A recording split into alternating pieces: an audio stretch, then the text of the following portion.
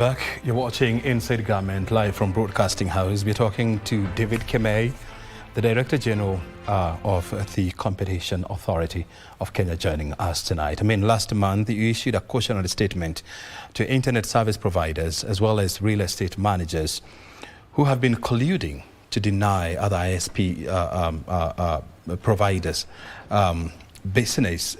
Tell us more about that. What has been happening?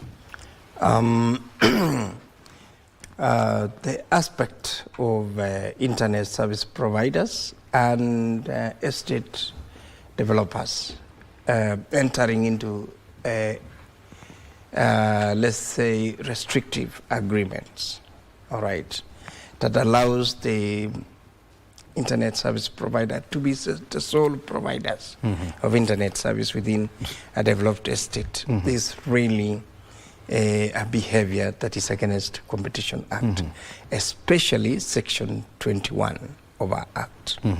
Why is it anti-competitive? In the sense that if you have exclusive agreements, it means the other internet service providers will not be allowed to come and offer services there.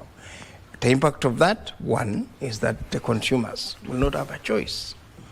The impact of that is that consumers will not have a choice in terms of quality of service, a choice in terms of pricing, a choice in terms of convenience, and yet our economy is open. Actually, we have liberalized our economy, and anyone who is interested in actually doing business in any sector is free to do it. That's the way we have chosen. So it is a very anti-competitive behavior to have exclusive agreements between real estate developers and internet service providers.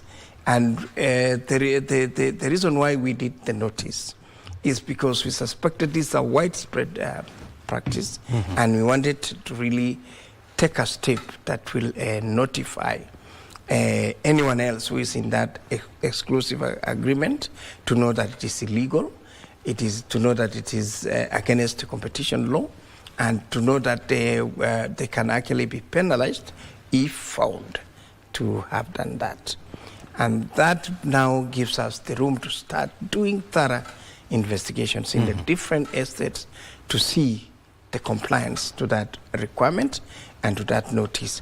So going forward, we expect to do thorough investigations and surveillance to see that whether this notice is being actually complied.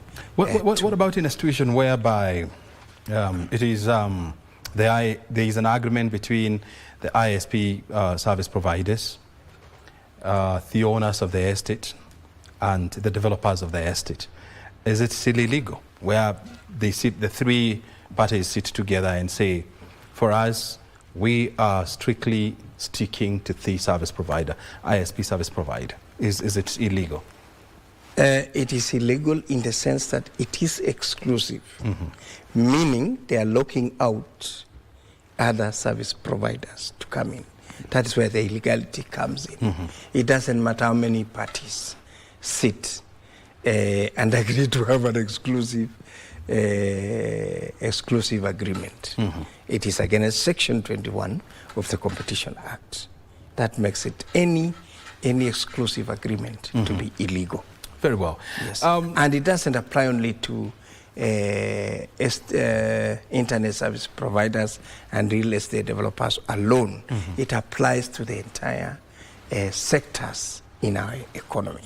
So anyone else who is having exclusive agreements in their dealings, they're actually going against Section 21 of the Competition Act. Help us understand. If we